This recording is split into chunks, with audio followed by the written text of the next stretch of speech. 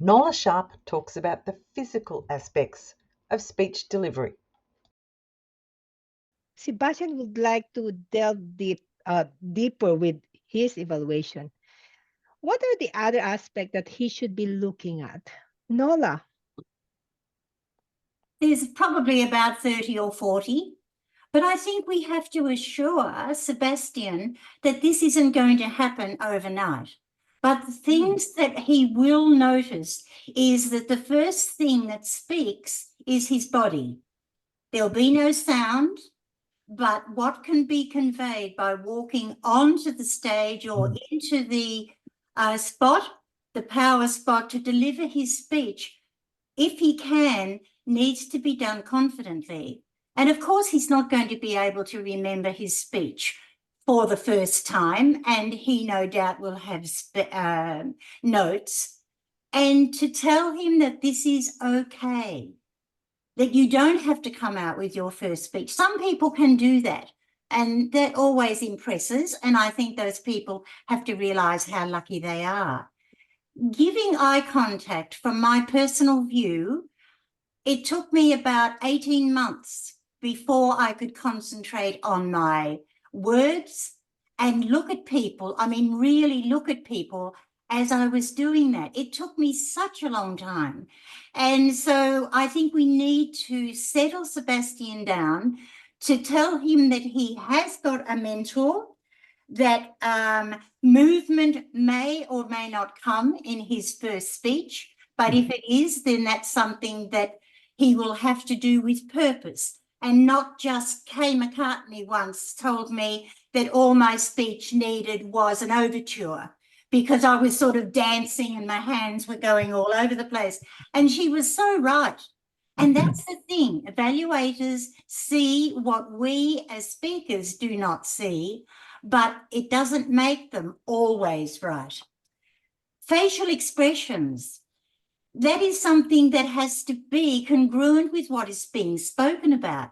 You can't say, oh, today I went to my Nana's funeral. You know, and people have told you've always got to present with enthusiasm and with a smile. That is when... It has to match. It has to match. It has to match. Thank you. There we are. You have learned something, Christina. That's wonderful. Your appearance is important. I remember a young man many years ago, every time he was a Toastmaster, he wore a collar and tie. And that gives respect, I think, to the to Toastmasters and to the audience. If you use props or visual aids, they can be of benefit and they can be a nuisance. I used a prop in a successful speech, and it was a fire engine. Now, if I didn't have that fire engine, I think the power of my speech would have been perhaps lost by up to 25%.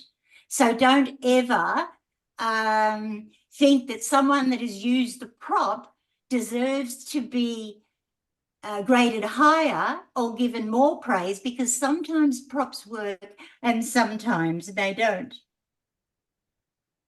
Moving with purpose was something that people would say to me all the time, and I had no idea what they were talking about. But moving with purpose just means, for all those new Toastmasters out there, that you don't talk and walk at the same time. You have the pause that Daryl enjoys and appreciates so much, and you walk to a space, and that is the power spot. That's where you deliver the point.